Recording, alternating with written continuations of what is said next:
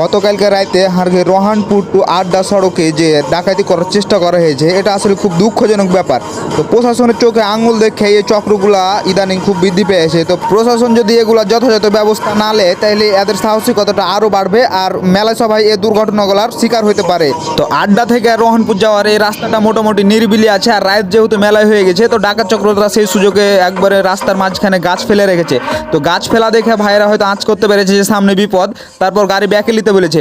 গাড়ি ব্যাকে নেওয়ার সাথে সাথে রাস্তার ধার থেকে 2-3 জন এসে মনে করেন গাড়িতে অ্যাটাক করেছে, গাড়ির গ্লাস মনে হয় ভেঙে দিয়েছে, শব্দ হয়েছে। তো আল্লাহর রহমত ছিল আর ড্রাইভার ভাইয়ের অসিলায় আর কি ভাইয়েরা বাঁচবে, এই জন্য ভাইয়েরা গাড়িটাকে পিছনে নিতেই থেকেছে। আর যখন দেখছে গাড়ি পিছনে নিচ্ছে, তখন ডাকাত চক্রগুলাও একদম গাড়ির সাথে সাথে দৌড়াতে লেগেছে। ড্রাইভার ভাই সুকৌশলে গাড়ি ব্যাকে নিতেই আছে, আর ডাকাত গেলাও দেখেন কিভাবে দৌড়াতে লেগেছে একবার গাড়ির সাথে সাথে। তো দেখতে পাচ্ছেন ডাকাত চক্র কিভাবে তাদের হাতে দেশি অস্ত্র শস্ত্র নিয়ে এই যে মানুষজনের ওপর এভাবে আক্রমণ করতে লেগেছিল। তো আল্লাহ সহায় ছিল, এই জন্য ভাইয়েরা আর কি ডাকাত দলের হাত থেকে বেঁচেছে। তো রাতে আপনারা যারা এরকম জার্নি করেন তারা সাবধান থাকবেন, আর এরকম রাতে জার্নি গেলা আপনারা এড়িয়ে যাবেন, কারণ দেখতে পেয়েছেন যে রাস্তার কি ভয়াবহ পরিস্থিতি।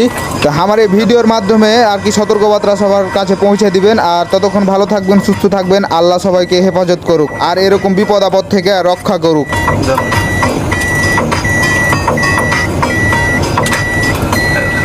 जा रहा है